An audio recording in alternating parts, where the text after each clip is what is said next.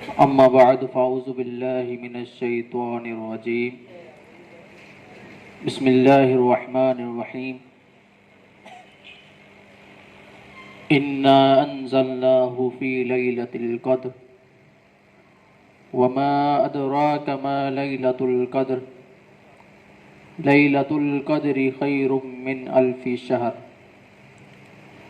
قال الله تبارك وتعالى في شان حبيبه إن الله وملائكته يصلون على النبي يا أيها الذين آمنوا صلوا عليه وسلموا تسليما. اللهم صل على سيدنا ومولانا محمد وعلى آله وبارك وسلم. قال رسول الله صلى الله تعالى عليه وآله وسلم من صلى علي صلاة رحمهم الله. نبی جان رحمت شفیع معظم صلی اللہ تعالیٰ علیہ وآلہ وسلم کا فرمان عظمت نشان ہے کہ جو شخص مجھ پر درود پاک بھیجتا ہے اللہ تبارک و تعالیٰ اس پر رحمتیں بھیجتا ہے. آئیے مل کے حضور نبی کریم صلی اللہ تعالیٰ علیہ وآلہ وسلم کی بارگاہ میں درود شریف کا نذرانہ پیش کرتے ہیں. اللہم صلی علی سیدنا و مولانا محمد وعلی آلہ وبارک وسلم. ہم مسلمانوں کی آج یہ خوش قسمتی ہے کہ رمضان المبارک جیسا بابرکت مہینہ ہمارے درمیان چل رہا ہے اور باقی کچھ ایام رہ چکے ہیں کہ جس کے بعد رمضان کا مہینہ ہم سے رخصت ہو جائے گا. تو یہ چونکہ رمضان المبارک کا آخری عشرہ چل رہا ہے اور روایتوں میں آتا ہے کہ لیلۃ القدر کو آخری عشرے کی تاک راتوں میں تلاش کرو. تاک راتیں 21ویں کی شب ہے، 23ویں کی شب، 25ویں، 27ویں اور 29ویں کی شب ہے. امام طویری لکھتے ہیں کہ لیلۃ القدر کی شب اللہ تبارک و تعالیٰ کے مقبول فرشتے اللہ تعالیٰ کی رحمتیں لے کر زمین پر اترتے ہیں اور ان رحمتوں کو روئے زمین کے تمام مسلمانوں میں تقسیم کرتے ہیں. تقسیم کرنے کے بعد رحمتیں پھر بھی بچ جاتی ہیں. پھر اللہ تعالیٰ کے وہ فرشتے اسے دارالحرب کے کفار کو کفار میں تقسیم کر دیتے ہیں. اللہ تعالیٰ کی رحمتوں میں سے کفار کو بھی حصہ دیا جاتا ہے، لیکن اس کا اثر کیا ہوتا ہے آگے چل کر ان کو اللہ تبارک و تعالی اسلام کی دولت سے نوازتا ہے. پھر بھی رحمتیں بچ جاتی ہیں. روایت میں آتا ہے، امام قویری لکھتے ہیں، پھر اس رحمت کو بچوں میں تقسیم کیا جاتا ہے. سبحان اللہ. حضرت ابی بن کعب رحمۃ اللہ تعالی علیہ لکھتے ہیں کہ میں اس بات پر قسم کھاتا ہوں کہ لیلۃ القدر 27ویں کی شب میں پائی جاتی ہے.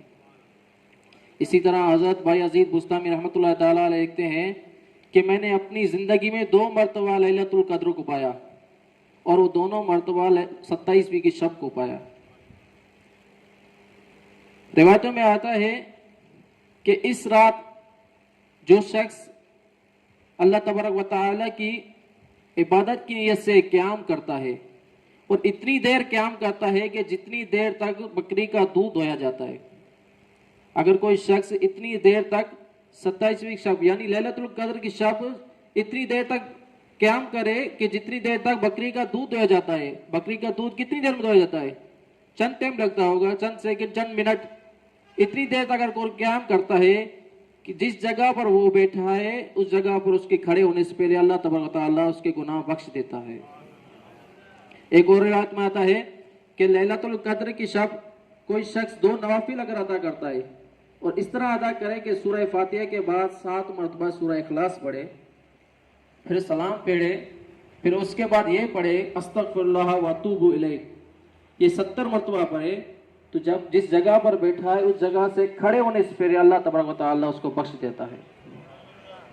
ایک بزرگ حکایت نقل کرتے ہیں کہ وہ کسی راستے سے گزر رہے تھے، کسی جنگل میں اس کا جانا ہوا، تو سائڈ پہ دیکھے کہ ایک بچہ رو رہا ہے. تو بچے کے پاس گئے اور استفسار کرنے لگے کہ بچے تم کیوں رو رہے ہو؟ تو بچہ کہنے لگا سبحان اللہ کہ مجھے رب کا خوف رلا رہا ہے. اللہ اکبر. چھوٹا سا بچہ کہ جب تک بچہ بلوغت کو نہیں پہنچتا اس کے نامہ اعمال نہیں کھولے جاتے, اس کے نامہ اعمال میں کوئی گناہ درج نہیں ہوتا, پھر وہ بچہ اپنے رب کے خوف سے کیسے ڈر رہا ہے؟ اس سے بولا کہ تمہارے ابھی تک نامہ اعمال سٹارٹ ہی نہیں ہوئے, تمہارے نامہ اعمال شروع نہیں ہوئے, تمہارے نامہ اعمال میں کوئی گناہ اندراج نہیں ہے, پھر تم اپنے رب کے خوف سے کیوں ڈر رہے ہو؟ تو بچہ کہنے لگا کہ جب میں گھر میں ہوتا ہوں تو میری ماں بڑی لکڑیاں جلاتی ہیں, جب وہ لکڑیوں میں آگ نہیں لگتی تو اس کو جلانے کے لیے چھوٹی لکڑیاں توڑ کر اس کو آگ لگاتی ہے, تو اس کی وجہ سے بڑی لکڑیوں کو آگ لگتی ہے. تو مجھے اس بات کا خوف ہے کہ کل بروز محشر جہنم میں ایسے نہ ہو کہ بڑے گناہ گاروں کو آگ میں ڈالا جائے اور ان کو آگ نہ جلائے, تو اس وجہ سے ہم چھوٹوں کا استعمال نہ کیا جائے. اللہ اکبر. یہ چھوٹے بچے کا خشیت کا عالم ہے کہ اس کے دل میں خوف خدا اتنا ہے, اور آج فی زمانہ یہ ہے کہ ہم گناہ پہ گناہ کی جاتے ہیں. اللہ اکبر. ہمارے دلوں میں کوئی رب کا خوف نہیں ہوتا. حدیث پاک میں آتا ہے کہ التائب من الذنب کمن لا ذنب لہ, کہ گناہوں سے توبہ کرنے والا ایسا ہے کہ جیسے اس نے گناہ کیا ہی نہیں. صبح کی فجر کی نماز کے بعد اللہ تعالیٰ کی رحمت ندا لگاتی, صدا لگاتی, کوئی ہے مجھ سے مانگنے والا میں اس کو عطا کروں, کوئی ہے مجھ سے بخشش طلب کرنے والا میں اس کو بخش دوں, کوئی ہے مجھ سے توبہ کرنے والا میں اس کی توبہ قبول کروں.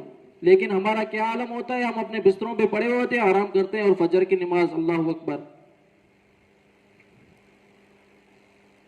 روایت میں آتا ہے کہ ہم اپنی زبان سے تو استغفار کرتے ہیں لیکن ہمارے دل میں گناہ چھوڑنے کا ارادہ نہیں ہوتا.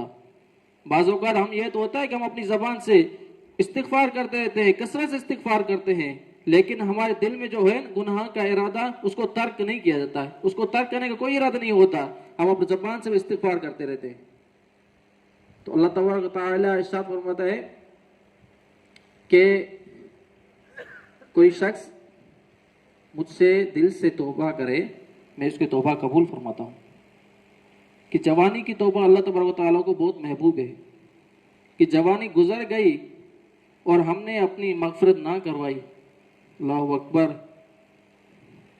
اللہ تبارک ہمارے حال پر رحم فرمائے کہ یہ ایک ایسا مہینہ ہے کہ اس میں شعر میں اس مہینے کو بیان کیا گیا ہے کہ آگے مہینہ آ رہا ہے, اس کا ایک دن عید ہے, اور جو مہینہ ہم سے رخصت ہو رہا ہے اس کا ہر دن عید تھا. اللہ تبارک و تعالیٰ سے دعا ہے جو کچھ سنا اس پر عمل کرنے وہ دوسروں تک پہنچانے کی توفیق عطا فرمائے. وما علینا الا البلاغ المبین.